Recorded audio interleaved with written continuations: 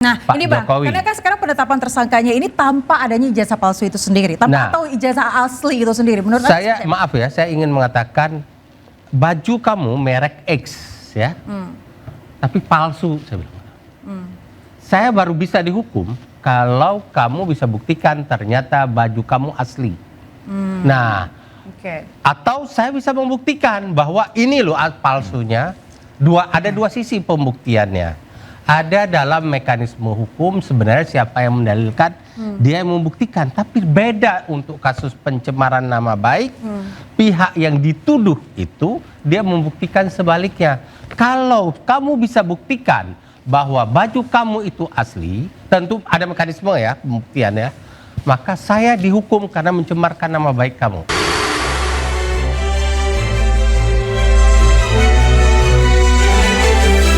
Roy Suryo dan tersangka lainnya hari ini jalani pemeriksaan perdana sebagai tersangka atas pencemaran nama baik, fitnah dan manipulasi data kasus ijazah Jokowi. Babak baru tuduhan ijazah palsu semakin memanas. Roy Ces akan melawan penetapan tersangka yang dinilai tidak berdasarkan bukti kuat. Polemik ijazah yang sudah berlangsung 1 tahun ini pemirsa, akankah berakhir di meja hijau atau berujung publikasi ijazah Jokowi? Bersama saya Aya Nufus, inilah Interupsi. Ditetapkan tersangka, Roy Suryo CS melawan.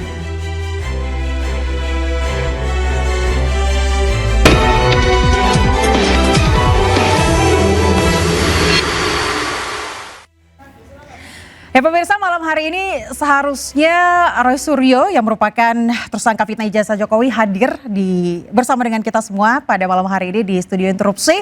Namun karena pemeriksaan di Polda Metro Jaya baru saja selesai sehingga kita putuskan bahwa Roy Suryo tidak bisa hadir pada malam hari ini di studio. Namun sudah bersama dengan saya 4 narasumber pada malam hari ini akan membahas seperti apa kelanjutan dari kasus ijazah Jokowi ini. Sudah ada di sebelah kanan saya Freddy Damanik, Waketum Projo. Selamat malam. Selamat malam Bang. Terakhir katanya udah muak dengan kasus ini ya Bang ya, tapi sudah hadir kembali dan berbicara sudah di media. Muak dan tidak akan bicara di media waktu statement saya sampai Roy Suryo dan kawan-kawan jadi tersangka. Baik, kalau begitu terima kasih sudah hadir di Interupsi pada malam hari ini. Dan kemudian ada Bang Ade Darmawan selaku Sekjen Peradi Bersatu. Selamat malam Bang. Selamat malam Mbak. Kabar Bang cerah sekali ya Bang. Selalu cerah. Selalu cerah. Dan di sebelah kiri saya sudah ada Boratul Silalahi selaku pengamat kebijakan publik. Selamat malam Bang. Selamat malam. Terima kasih sudah hadir. Dan juga sudah ada pakar hukum pidana Teguh Nasrullah. Selamat malam Bang Nasrullah. Selamat malam. Apa kabar Bang? Alhamdulillah kabar baik. Saya juga sudah muak dengan kasus ini. Baik. Kalau begitu bergulir terus-terusan padahal penyelesaiannya sangat sederhana dan itu tidak ditempuh. Oke, baik. Saya akan dengarkan terlebih dahulu dari Bang Freddy Damanik. Bang, 9 jam 20 menit diperiksa namun belum ditahan. Tanggapan apa seperti apa? Ya, saya melihat tentu penyidik mempunyai pertimbangan yang profesional, yang sangat hati-hati menurut saya. Penyidik tidak mau proses penyidikan yang sudah, katakan dari sejak melapor penyidikan ini yang sudah begitu lama mereka hati-hati ya, sekian banyak saksi, mereka tidak mau terburu-buru. Jadi menurut saya lebih baik ya lakukan secara proporsional sembari menunggu nanti saatnya ada yang tepat, apakah tadi katanya diperiksa dulu ahlinya, ya saksi-saksi meringankan. Menurut saya itu hal yang sangat baik strategi yang dilakukan oleh penyidik.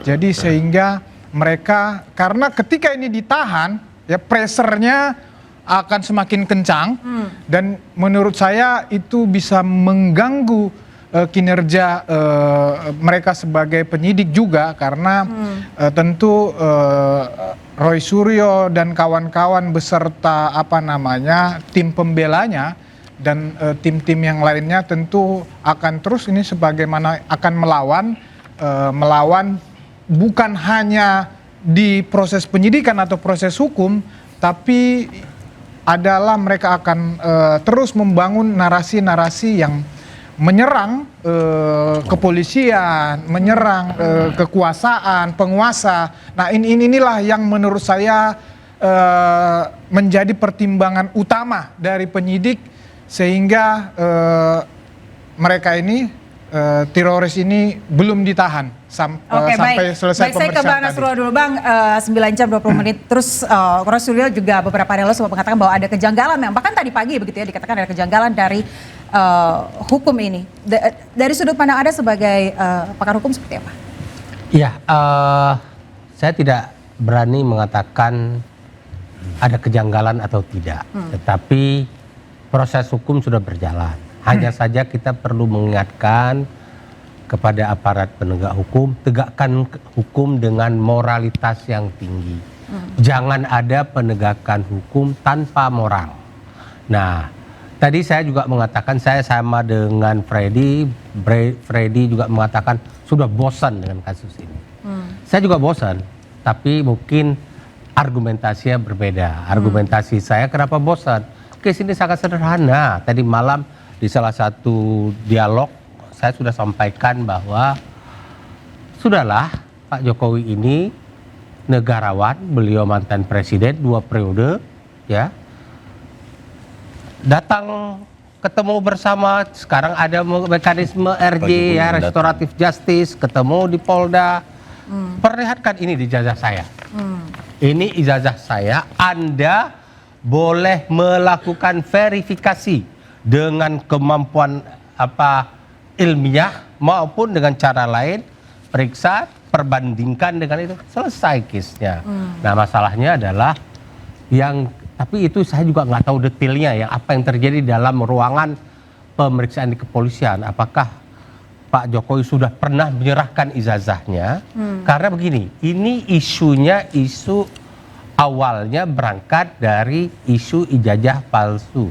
Nah, Pak ini Bang, Jokowi. karena kan sekarang penetapan tersangkanya ini tanpa adanya ijazah palsu itu sendiri, tanpa atau ijazah asli itu sendiri. Menurut saya, maaf ya, saya ingin mengatakan baju kamu merek X ya, tapi palsu, saya bilang.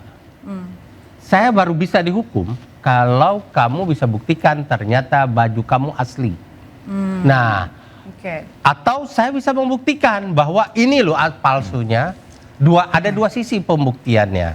Ada dalam mekanisme hukum sebenarnya siapa yang mendalilkan, dia yang membuktikan. Tapi beda untuk kasus pencemaran nama baik, pihak yang dituduh itu dia membuktikan sebaliknya. Kalau kamu bisa buktikan bahwa baju kamu itu asli, tentu ada mekanisme ya pembuktiannya, maka saya dihukum karena mencemarkan nama baik kamu. Ya, tapi kalau kamu tidak bisa membuktikan, belum terbukti bahwa baju kamu asli, maka saya tidak boleh dihukum karena pencemaran nama baik. Satu. Yang kedua, pencemaran nama baik, akar peraturan perundang-undangannya, meskipun diatur juga di dalam Undang-Undang ITE, itu Undang-Undang ITE itu hanya sarana cara melakukan mencemarkan nama orang, ya, di pasal 27 sebagai lex spesialis ya. Tapi ada akarnya, itu pasal 310 dan 311 KUHP. Disitulah akarnya. Dari dulu saya mengajar di berbagai universitas, di berbagai tempat termasuk di UI. Saya bilang tuduhan pencemaran nama baik tidak boleh dilakukan selama tidak bisa dibuktikan bahwa tuduhan saya itu palsu. Berarti intinya pasal ini kurang tepat. Tepat saja, tapi buktikan dulu bahwa tuduhan Pak Jokowi menggunakan ijazah palsu itu adalah tuduhan yang tidak benar. Baik, saya ke Bang Ade. Bang Ade, Anda kan juga sebagai pakar hukum ya Bang, pandangan Anda mungkin berbeda. Silakan Bang tanggapannya. Ya, makasih Mbak. Jadi kalau berbicara pembuktian dulu ya, terus baru bisa dikategorikan pencemaran, saya cuma pengen menganalogikan gini. Terus yang sudah dihukum karena pencemaran itu bagaimana dong? Apakah sudah dibuktikan di pengadilan? Yang ingkrah? Terus yang ditahan? Yang sudah menjalani hukuman? Seperti apa nasib mereka itu? Nah, equal, ya kan? Equality before the law. Ini karena Mas Roy sebenarnya sih, ya kan? Pertama, orang yang memiliki jaringan yang tidak sedikit, itu yang pertama. Yang kedua, ya ada kehati-hatian seperti Bang Fred tadi bilang. Cukup kehati-hatian dari pihak penyidik Polda Metro khususnya, bahwa tidak berkonsentrasi untuk penahanan sebenarnya.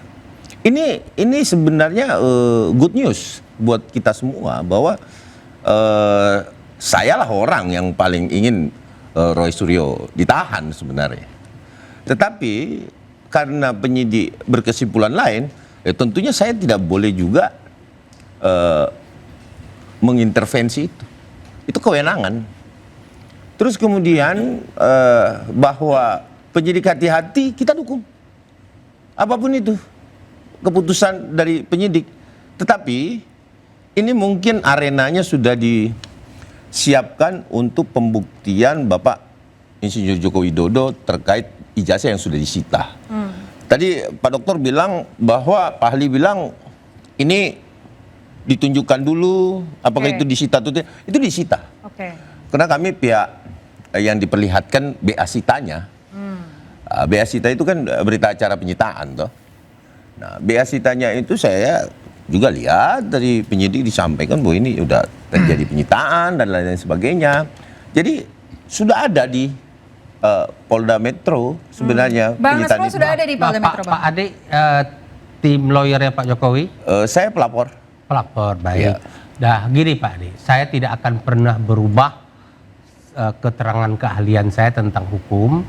Walaupun Pak Ade tadi merujuk kepada, wah ini sudah ada kasus yang sudah disidangkan, walaupun masalah ijazah palsu asli itu tidak akan pernah berubah. Dari dulu saya mengajar materinya seperti itu sampai ke depan. Saya nggak tahu nanti Pak Ade bisa berubah nggak kalau kasusnya berbeda, beliau menjadi PH-nya dalam kondisi yang sama PH model Roy Suryo misalnya ya.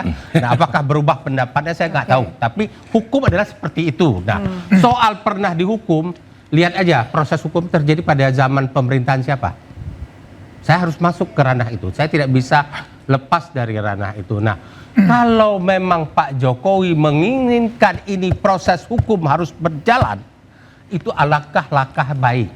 Tapi seharusnya menunggu dulu pejabat-pejabat di bidang penegakan hukum yang diangkat pada zaman pemerintahan Pak Jokowi berganti terlebih dahulu sehingga tidak menimbulkan prasangka termasuk saya ya, mungkin sebagian masyarakat, bahwa proses hukum itu berjalan dalam ranah ada intervensi. Entah benar itu atau tidak, tetapi dugaan itu sedemikian kuat. Nah, saya mengatakan lebih baik kalau memang mau ditarik ke ranah hukum, agar aparat penegak hukum benar-benar berada dalam garis dan posisi yang benar-benar independen. Tidak lagi ada kekaitan dengan pelapor.